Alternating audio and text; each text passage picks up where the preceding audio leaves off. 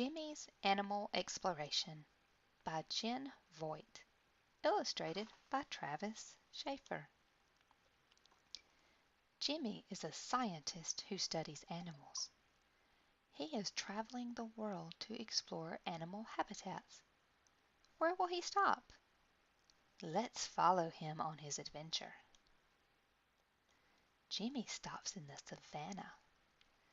The savannah is a hot, dry grassland. What animals will he find in the savannah? Jimmy finds an anteater, a giraffe, and an elephant. Jimmy stops in the Arctic. The Arctic is cold and snowy. What animals will he find in the Arctic? Jimmy finds a walrus, a polar bear, and a puffin. Jimmy stops in the rainforest. The rainforest is a warm, wet forest. What animals will he find in the rainforest? Jimmy finds a parrot, a monkey, and a frog.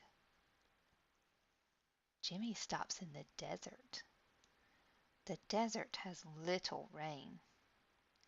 What animals will he find in the desert? Jimmy finds a camel, a rattlesnake, and a gecko. Jimmy stops near the ocean. The ocean is a large body of salt water.